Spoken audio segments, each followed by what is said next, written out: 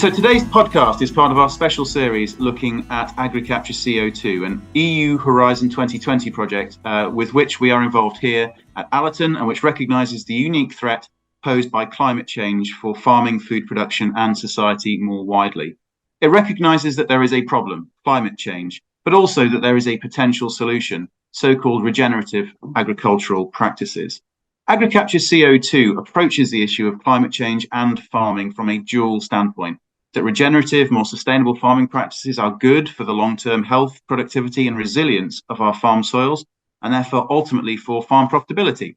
But also that such practices lead to the long-term accumulation of soil organic matter and subsequently carbon, and therefore offer the potential for farm soils to act as a carbon sink, helping to mitigate some of the impacts of climate change to the benefit of society as a whole, while also opening the possibility of allowing farmers to conduct carbon trades in future.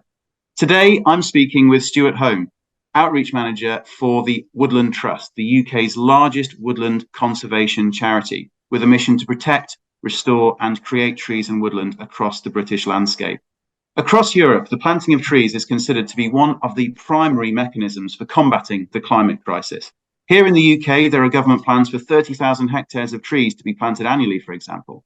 But this aim frequently causes tension in terms of removing land from agricultural production, with the implications that can have for domestic food security and the social impact on rural communities. Today, Stuart and I will be having an in-depth conversation about one means by which that tension can be managed, with the incorporation of agroforestry into the farmed landscape, literally farming with trees. Here at the Allerton project, we're conducting a long-term research trial in partnership with Stuart and the Woodland Trust into the benefits and challenges of silvopastoral farming, farming with trees and livestock. We're going to discuss this and the wider issue of agroforestry and how it can help farms on the road to carbon neutrality and greater productivity in the next half hour or so. Stuart, hello. Morning, Joe. How you doing? I'm great, thanks. And yeah, sorry for that lengthy introduction. There's an awful lot to talk about, though, of course, around this topic. But I guess first, to kick off, can you just tell us a little about yourself, how you became involved with the Woodland Trust? For example, I think you're also yourself a farmer. Yeah, so I farm in Leicestershire. We've got a little family farm, a couple of 100 acres just down the road from Allerton Trust, as it happens, a few farms away, and in the same catchment, which is quite interesting. I started working really at a little contracting firm doing tree planting and putting fencing in, and then quickly moved on to Leicestershire and Rutland Fwag, and was the farm conservation advisor for Leicestershire Fwag for many years, which meant that I flitted down to the Allerton Trust and had a look around it in those dizzy heights of sort of the early 90s when it was being put together, and certainly the 2000s. And then in about 2010, I moved across to be a woodland creation advisor for the Woodland Trust, and I covered central England. So I was racing across the country planting trees and trying to soak up carbon from the racing across the country and planting trees. Before it was fashionable, of course. These days it's all about the tree planting, and that was sort of back in the day before we started to worry about it quite so much. And it was quite an interesting concept because the Woodland Trust back then was very much about planting block woodland of trees. So it was all about those sort of small to medium-sized blocks of trees. We've moved on quite significantly then. About 2015-16, I moved into the outreach team, which is a combination of woodland creation, ancient woodland restoration, agroforestry and projects and partnerships within the Woodland Trust. So basically my team now look after everything that's off the estate on the woodland for the Woodland Trust perspective. And that means that we get to work with the Allerton Trust and other organisations to look at how we can plant trees in a much more rounded way. So it's not all about block planting. We still do that. We're still very interested in that. We are the Woodland Trust, of course, but we look at a much more robust landscape. So encouraging agroforestry and hedges and planting and different habitat creation between those to help with the defragmentation. And that's where I sit now, is very much at central England agroforestry and woodland planting, which is a great place to be honest. So yeah. I see you practically what you preach there. For those who aren't watching this interview, Stuart's sitting inside an entirely wood-built. You're either living in a wooden house, Stuart, or you're living in a wooden hut for the purposes this interview this afternoon. That depends on how good I've been and where my wife wants me to live. But I'm quite happy in my so you've got the sofa ready there, just in exactly, case. my little shed. But no, agroforestry. So it's a really broad. So within the agriculture project, we are looking at what we consider to be, agreed regenerative agricultural principles, and obviously, that term regenerative agriculture has become the word of the moment, and some people would say it's now being overused. But I think we all kind of understand in broad terms what we mean when we talk about more regenerative farming. And here we I think broadly accept that agroforestry is one potential strand within a more regenerative agricultural approach, but it's actually a very broad term, isn't it? I mean, can you help define, from your large experience of working with woodland, but also working with agroforestry, what we mean by that term, and also the different types of agroforestry that we might encounter in the farm landscape? Yeah, so Joe, I've always sort of thought the agroforestry and the terminology is making it sound much more complicated. Agroforestry is just a tree on a farm, and it can be defined as a useful tree on a farm, but I think every tree's got a use on a farm. So it sort of brings it back to basics. We've had agroforestry in this country forever. It's just how we've managed it and how we've managed the landscape and how farming has altered that to take some of those agroforestry systems away and be more perhaps productive in some respects, but less productive in others. We sort of look at agroforestry now as having two main themes coming from it, which is silvopastoral and silvoarable. And as the name suggests, one's very much based on grassland and one's very much based on arable. And off the back of those, there are many different forms of agroforestry. But I don't think you can just say that they have to be along those lines. I think, for instance, hedgerow trees have a really valuable place. We don't necessarily tie those in with agroforestry, but from a shelter and shade point of view within the livestock, many people will know that when it's a really hot day, they'll find the sheep, the cattle underneath those trees. And equally, when it's really wet and cold and horrible, they'll go there again and they'll hide out under those. And so there's a real benefit to those in certain systems. And I think when you start to look at the silvo-arable side of things, we naturally think back to the likes of Stephen Briggs, who put in alley cropping systems, mainly around fruit production and that extra sort of productivity into the farm that we're all striving for with the diversification side of things. But actually, it's so much broader than that. And I think one of the things that we spend a lot of time doing with potential agroforestry farmers is trying to define what they want to do with those sites to start off with. I think we've all been to the likes of Groundswell, or we've all read articles, we've all been to the Woodland Trust and had a look and said, well, these are the sort of things we want to do, whether that's agroforestry or whether that's wild bird mixtures, etc. And then we want some guidance on where we want to go. But certainly my team will spend a lot of time talking and trying to tease out those end goals that farmers really want to sort of see coming. And then we can start to help plan and look at what those agroforestry systems can become and can sort of dwell into.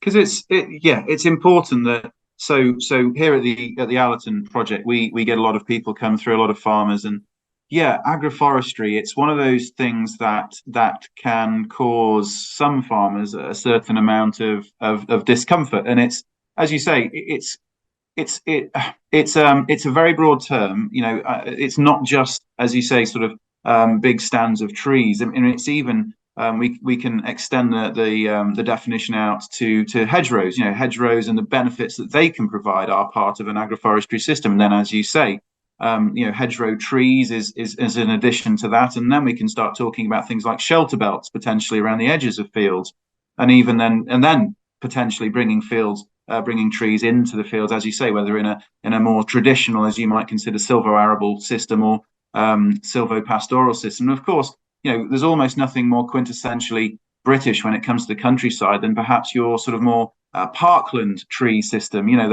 Those oak trees, those great oak trees dotting a parkland grazed landscape. And I think we don't necessarily consider that to be a silvo pastoral landscape, but of course it is. And I guess it's, in many ways, we just need to make make farmers potentially more comfortable with the concept of bringing those trees back into the farmed landscape in a more in a sort of in a way that we're actually positively planning to do that. And there should be no reason why farmers should feel any sort of discomfort about that.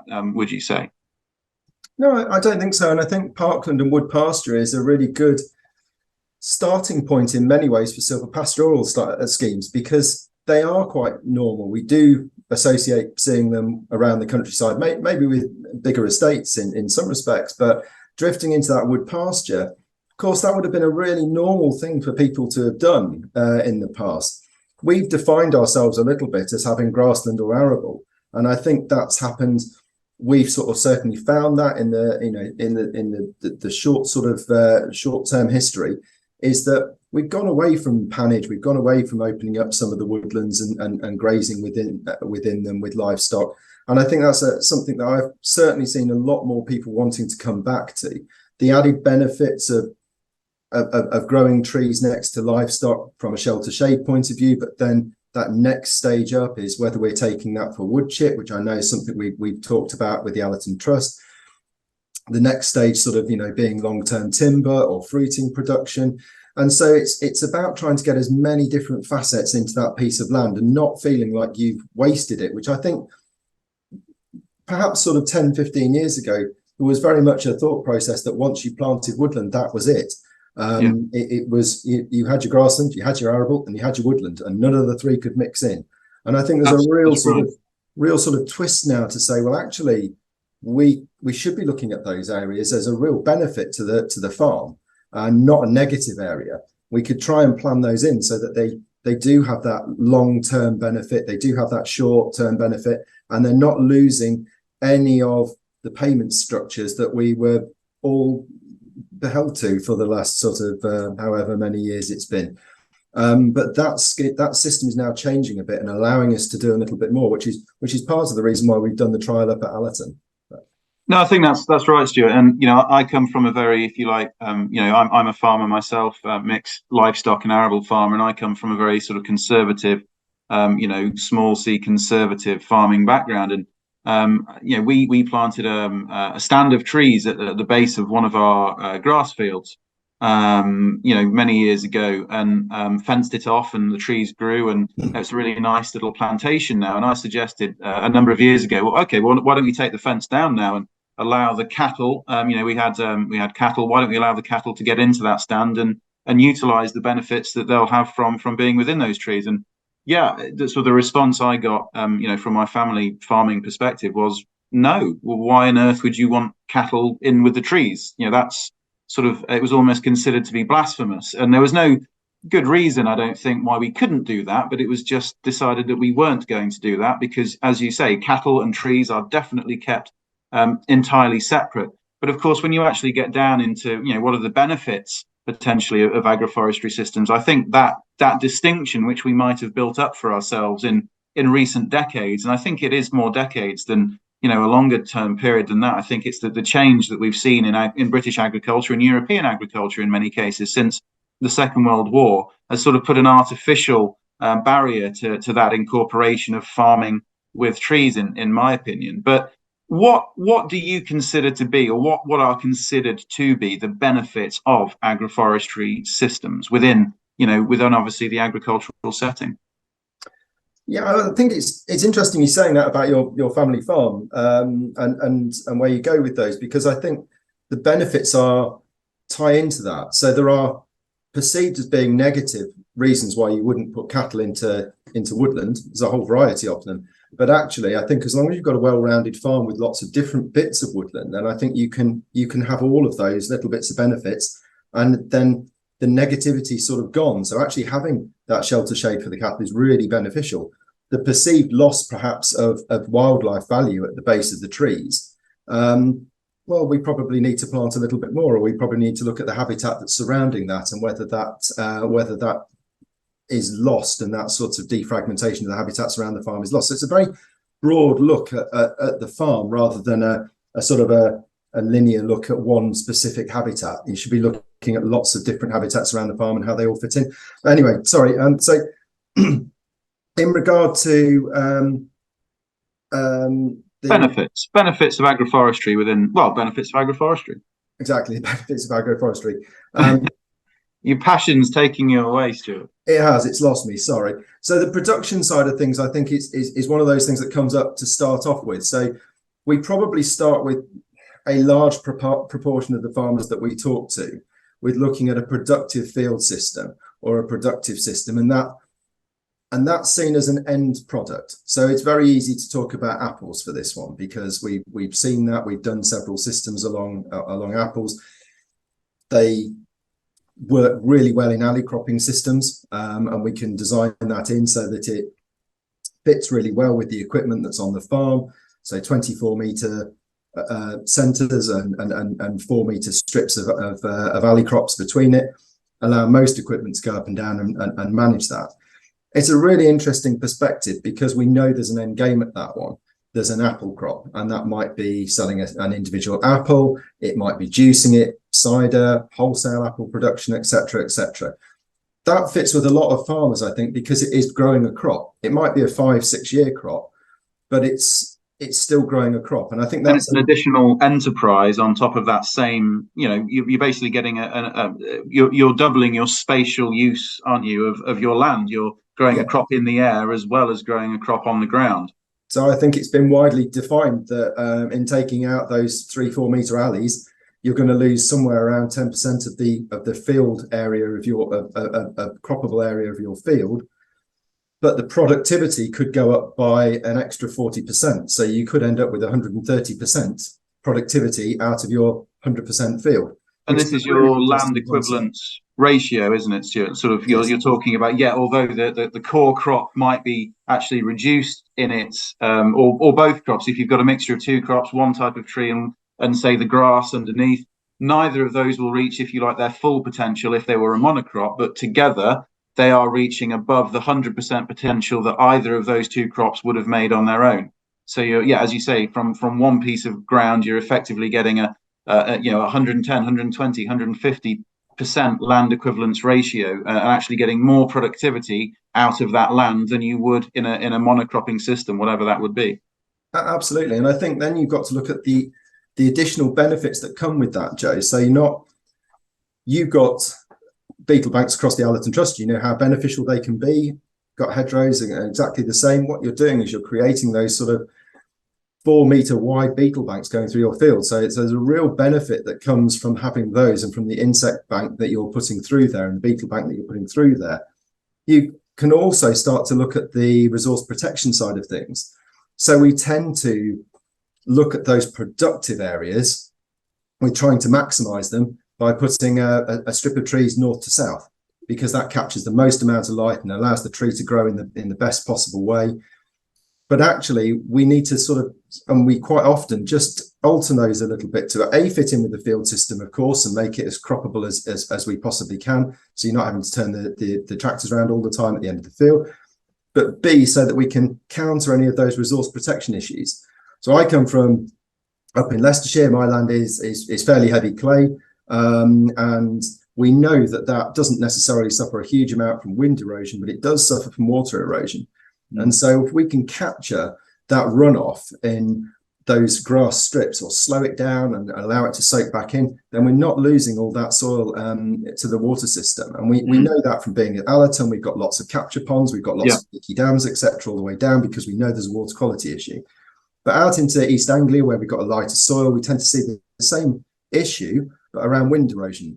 And the trees can help with both angles, because once we've got the trees growing, they will stop the flow of wind across the farm and reduce that quite significantly in some areas, and allow that wind to sort of slow down and not pick up the soil on the way through. So we found real benefits to that. And I think, without sort of going on and on and on about this one, there's so many benefits. There's always some negatives as well, but we find that we get good leaf litter drop. So that where the crop is growing near to the trees, we're getting really good growth rates, where you would probably expect that shading would make them worse, but that's actually coming quite well. the roots from the trees tend to go down and out, so they're not actually affecting too much the growth of the root system of the crops. And once or twice within the lifetime of the first sort of 10 years of the cropping trees, running a deep leg subsoiler up and down there to train them down is probably going to be quite a beneficial thing to do. I know we all sort of certainly start to have to really think about what we're doing with soil at the moment and whether we want to be doing that. I think that's a case of a longevity crop, and once or twice just training those trees down a little bit is probably worthwhile. But it's a really interesting concept because we've got so many different areas that we can look at with regard to silvopastoral. We've just talked about alley cropping and the benefits of that to things like compaction and compaction throughout that grassland area. Again, with the fact that if you're a livestock farmer and you've got to bring all your stock 2 or 3 fields back when the weather's going to be bad to get them near to a shed or a sheltered area, would it be better planting half a hectare of woodland at the far end of your farm so that can be an alternative? And I mean, we'll go through an awful lot of these different factors with farmers whilst we're talking to them. Some of which they've obviously not thought about, and that's exactly the reason we go out. So. Well, absolutely. I think, for example, that last comment you made there about, I think that there's a concept is there called a green barn, where you can effectively plant trees in almost in the shape of a shed within a woodland block in order to create additional shelter. Especially in the winter, I think, you can actually essentially have a living shed out there, which again, as you say, means you don't have to have so much housing, or you don't have to bring them back if there is a turn in the weather. So there are those welfare benefits. And of course, I think, isn't there famously some research from Bangor University where they sort of created a fake electronic sheep. Obviously, they don't have enough sheep in Wales, so they needed to create some more. But they actually recorded that the surface temperature of the sheep on a hot summer's day, even in Wales, could reach up to, I think it was 60 degrees centigrade. And obviously, the benefits of a silvopastoral system of having trees within the landscape to allow the sheep to cool off in the shade is obviously going to have huge benefits, I guess, for things just like live weight gain, the productivity of the livestock in those systems. So yeah, there's the climate elements, there's the soil elements you talk about, the climate elements around carbon sequestration, and of course around soil carbon sequestration as well. The biodiversity, which kind of, I guess, would come as red, and absolutely water management as well. So these are sort of the broad spectrum of benefits that agroforestry systems can bring. And then, as you say, I think as an arable farmer, primarily myself over the years, you kind of always consider the areas under the trees to be the least productive. You're always going to have those dry areas under the trees. The crops aren't going to be as good there. But actually, in recent years, with the extreme spring and summer droughts we've been having, I've actually found that some of those areas under the trees are actually outperforming the rest of the field because those trees are creating that microclimate, which of course they use hugely still down in Mediterranean areas and other sort of more arid climates around the world. And I think potentially going forward, we are going to see benefits within silvo arable systems of those microclimates to help us get through some of the more droughty times that we're inevitably now going to experience. And that's quite a thought, isn't it? That everything almost that some farmers have known all their lives is potentially going to get turned on their heads. Yeah, I think you're quite right, and we have found certainly with some of the more established agroforestry crops, as I said earlier, that we're finding that the crop is much better beneath that canopy or just to the side of it, where we'd always assumed it would drop out and not be anywhere near as good. And that is almost certainly down to that sort of shade that's offering and allowing that moisture to retain in the soil around that crop area. So it's perhaps not what we thought would happen, but anecdotally we're seeing it, and we're starting to look at more research around that to sort of show that is the case. But it's usually, as farmers, anecdotally is as good as we get. We're normally quite happy with that.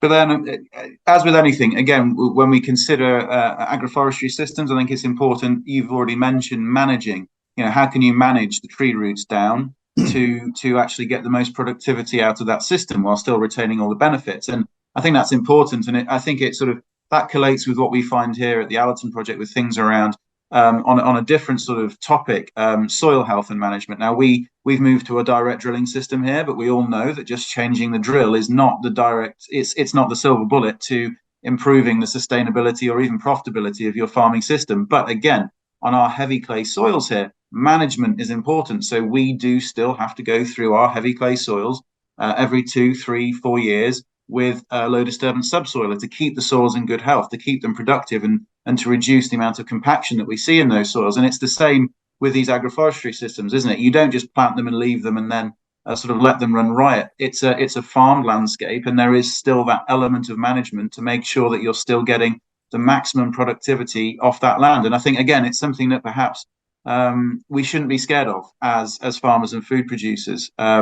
That this is still farming, and it's just a potentially a slightly different way of doing it with significant stacked benefits on top of just having a monocrop, whether it's of grass or of arable crops within a field. But perhaps we could move on to talk a little bit about the silvopasture experiment that we're conducting here at the Allerton project. Now, you were involved right back at the start, I believe, Stuart, back in 2016. Yep. Can you explain how our silvopasture trial here came about and what we're hoping to achieve with that?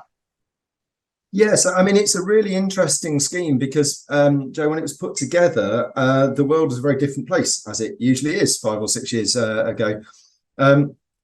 We put that together because one of the things we were looking at is certainly from the Allerton point of view, one of the things we wanted to do was have a woodland in the middle of the farm, not necessarily to flight the birds back to, but for somewhere for them to be able to roost and to feed.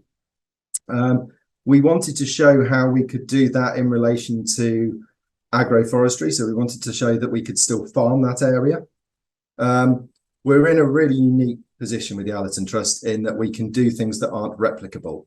So we can do something and show farmers and say, look, you wouldn't do this at home. This is to show you lots of different things rather than just one. And that's the great thing with having a research facility, is that you can show that, whereas on normal farms, you probably only do 1 or 2 of those things.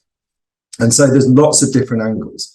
We first started off looking at it from a point of view of basic farm payment and single farm payment and not losing that payment structure. And this is back in sort of 2014, 15, where we were still at a level where your payment was coming, but you had to adhere to the rules. And the rules at that time were that any more than 100 trees per hectare, and that piece of land was defined as woodland. And at that stage, you lost that payment.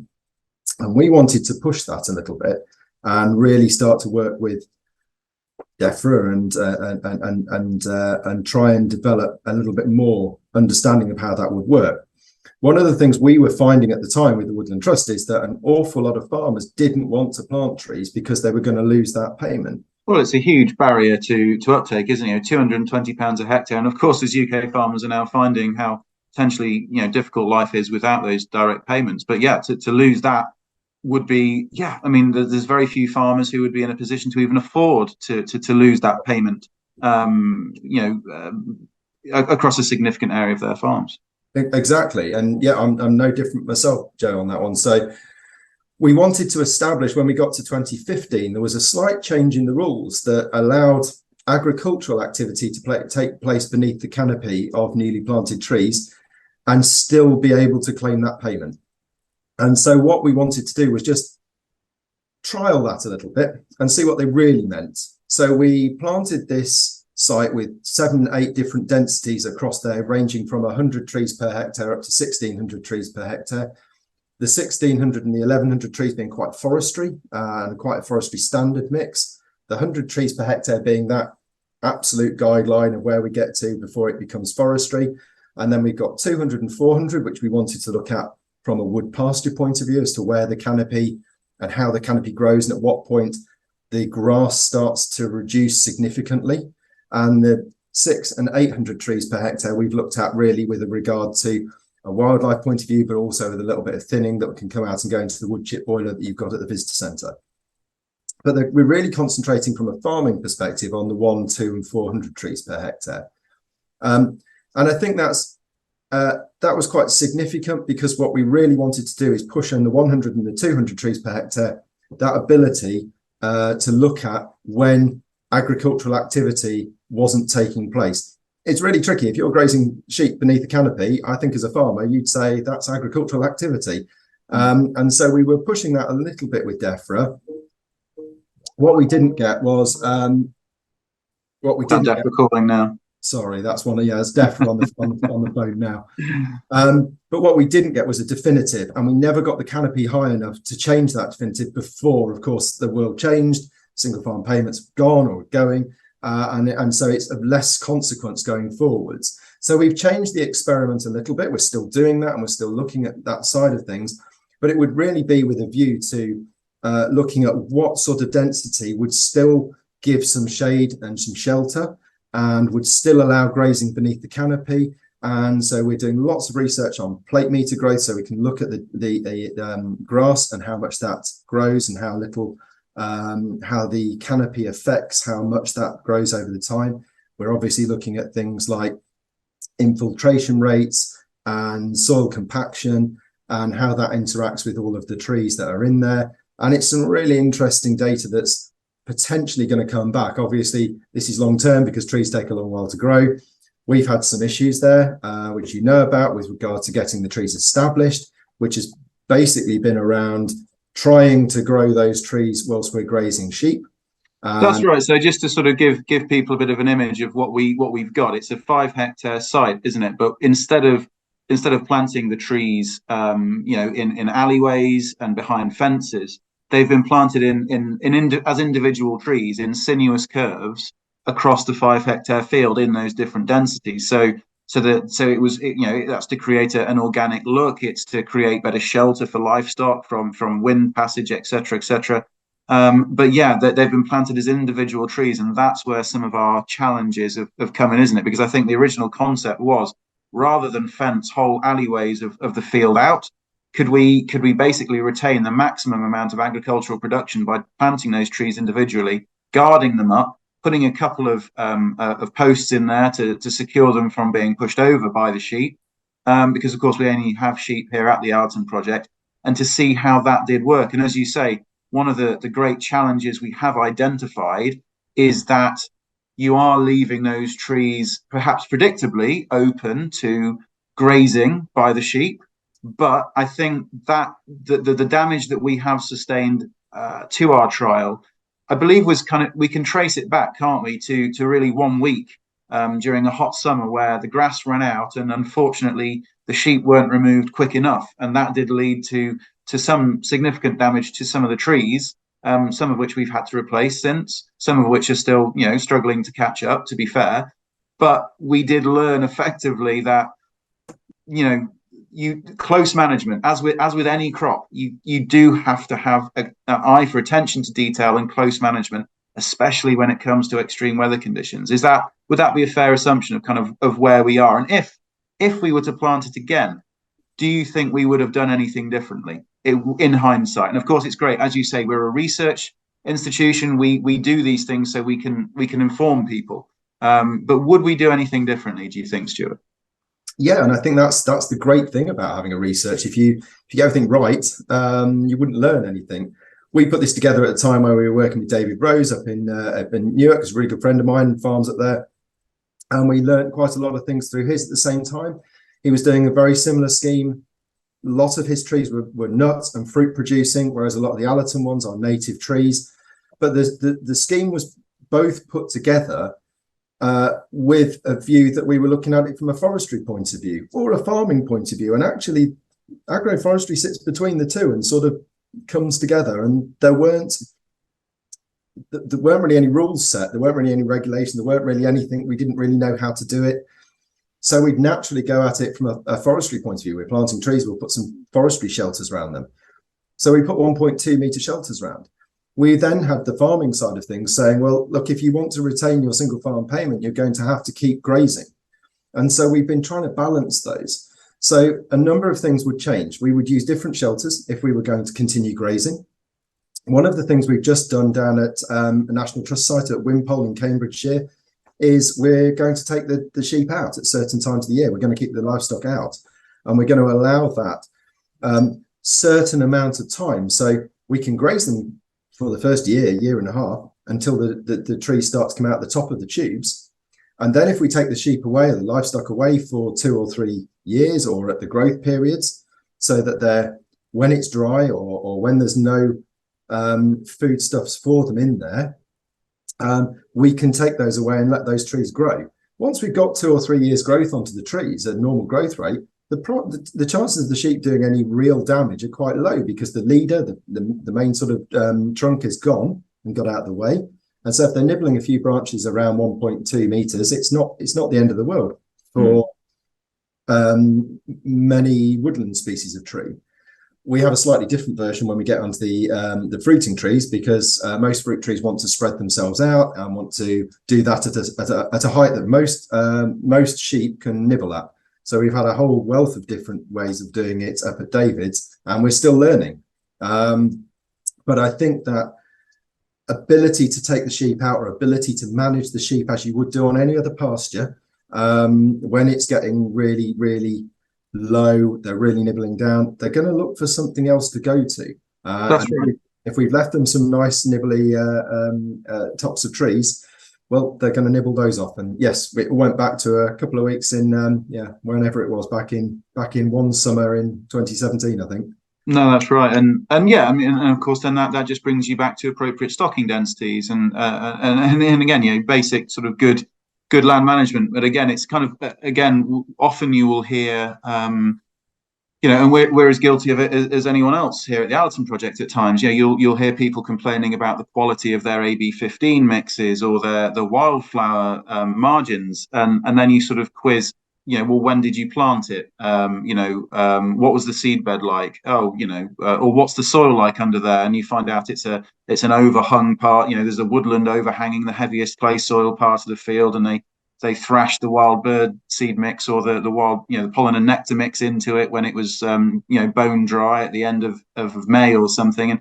And then sort of perhaps sometimes people are surprised that it doesn't work quite as well as they'd hope it does. And yeah, you have to treat all of these things just like any other crop and give them the same care and attention. And of course, with agroforestry, any mistakes you do make, they're not just there for a season, they're there potentially, and as we've learned at the Allerton Project, you know, they're there for multiple years, until some of the trees grow away and get away from the damage from, you know, ultimately what it was poor human management. But really important to demonstrate, I guess, within our system that yes, unless you do fence off those trees in alleyways completely independently from the stock, or you don't have the stock in there initially, then you do have to be incredibly careful. And as you say, we also have an apple orchard here, a heritage apple orchard, only Leicestershire varieties, which was planted for the Queen's Diamond Jubilee. And yeah, those trees are individually fenced off, you know, great big square half rail and post fences to keep the sheep away from them. And that's necessary, but that's a much smaller, you know, that's probably about an acre site versus a 5 hectare site for our sort of main silvopastoral trial. So no, it's really interesting to see how that's developing, and it's great to show farmers around that. But what do you think, Stuart? What role and at what scale do you realistically see agroforestry operating at in future? You know, across Europe, but primarily, of course, your experiences here in the UK. In Europe, it's perhaps more common already. But what scale do you really see agroforestry operating at here in the UK, both silvopastoral and perhaps even more challengingly, you know, silvo-arable systems? And yeah, of course, it's one of the few areas that government has actually, within its net zero strategy, specifically named within agriculture as a mitigation strategy. So you'd anticipate government's going to be looking at this quite seriously. But how much uptake do you see that we will actually see from farmers? Well, I suppose interestingly, from a Woodland Trust point of view, we started up a grant scheme back in about 2015, 2014, and funded by PER and Accor Hotels, and it was a really interesting scheme, and it's been able to promote agroforestry at a sort of a low level where there was no other grant scheme available, and we've been able to help farmers to do to kickstart their agroforestry schemes. That's probably the best way of saying it. The interest in that and in funding that has started to spike, so much so that we've got, you know, a much better funding system in place now for our agroforestry grants. But I think that the very fact that we're talking to Natural England and DEFRA about how that can be incorporated into future grant schemes, that they're really interested in addressing this because they see the benefits to it from resource protection as well as that diversification onto farms. And I think when you start to look at other, so from a regenerative agricultural point of view, you look at groundswell, and groundswell's grown and grown and grown and actually has a very different mix of farmers going to it. Now, when I started doing agroforestry, I was going out to the quirky farmers, the Stephen Briggs and David Rose, neither of which I'm sure will mind me calling them slightly quirky farmers. We'll find out. They'll be on the phone in a minute, but they're at the forefront. They're Nuffield scholars. They don't mind putting themselves ahead. They know that people will think that some of the things that they're doing are a little bit odd, but you need those farmers to trial it. I'm getting really mainstream farmers coming in talking to me about this now, and not at a small scale, not at doing one or two little tiny corners of the fields that you can't get the big equipment in, but talking about large scale production. And I think there's a flow to that. I think from our point of view as farmers, we need that outlay and we need that place to sell them to. And it's not like selling wheat. You grow your wheat, you know you can sell it to somebody. You might not get the price you want, but you're going to be able to sell it. If you've got apples, you've got to have a whole different structure. If you've got wood chip, you've got to have somewhere to store it because you don't want it to get wet. Or you've got to be able to sell it wholesale, or you've got to have an outlay of some description near it. And I think that infrastructure isn't quite there yet. And I think that's, as that comes, we'll see an increase in farm agroforestry projects sort of building along with that. So as farms get wood chip boilers, we'll see more and more of that. As units and industrial areas get more of those, we'll see more agroforestry coming in those areas. And I think there's a real need for it. There's a real positive vibe around it from a farming community's point of view. And I think it's building into that regenerative sector where it's not seen as an odd thing to do. I think it goes back to everyone will have their own thing. But when I started at FWAG, everybody seemed to flail their hedges down, and it was a bit of an odd thing to do to leave them for 2 years. And I remember having a conversation with my dad, who was a lovely old school farmer, who said, well, I'm not bloody doing that. And then 3 years afterwards, when I told him what he could get from a countryside stewardship scheme, and that over a period of 10 years, he might be able to buy himself a new tractor, he changed his tune very, very quickly, Joe. And I think there's that fits in, isn't there? Well, that's it. You know, over and above the welfare benefits, environmental benefits that you may see from these schemes, you know, ultimately, and it's always been, it was ever thus with agriculture. You need to see both the economic and, you know, the underlying all of that, really, the regulatory framework to allow farmers to find it easy to make the decision, don't you, to pursue these things. And, you know, as you saw back in 2016, it was the decision that was made at a government level that you wouldn't be penalized for essentially establishing agroforestry. And this is what we need to see going forward from a European and from a UK perspective, to actually enable farmers to make the right choice when it comes to more sustainable farming methods, and to be able to actually turn a profit. You know, profit within agriculture, within the environment, shouldn't be a dirty word, because, you know, unless farm businesses are profitable, they are not going to be able to spend the resources on protecting our natural environment, you know, in my opinion. So absolutely, it's great that there's now more a groundswell. There is a groundswell of interest in seeing more agroforestry systems within our landscape, because, you know, I'm a firm believer that there is room on almost any farm for this sort of a project on whatever scale, on a large scale, on a small scale. But there's almost inevitably going to be some benefits on almost any farm from establishing this. But the ability for farmers to actually be able to make that decision and justify it to themselves does have to be there, and that is an absolutely key part, isn't it? We've got to be enabled to make these positive decisions, whether that's from government or whether that's market decisions that are enabling farmers to do this. And that's so important, especially at the moment when policy is in such flux. So it's really important that policymakers take that into account.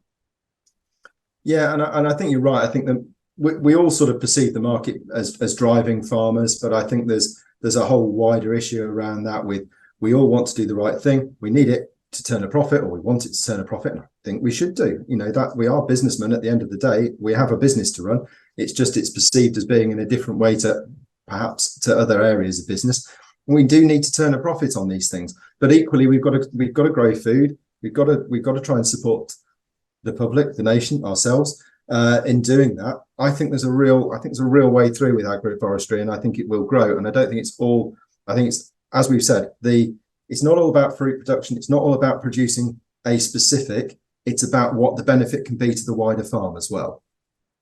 That's right, and I think as a final thought from me, many of us have got to move away from thinking in terms of, if you like, gross output, to what is the most profitable thing for individual farm businesses, and that could well look very different, to what things have looked like for the last 50 years. But this is one potential thread on many farms to enable us to achieve that. So no, thank you very much, Stuart, for joining us today. Stuart Holm from the Woodland Trust, and giving us your insights into your experience with agroforestry. Thank you very much. Thank you. Thanks for inviting me. It's been fun.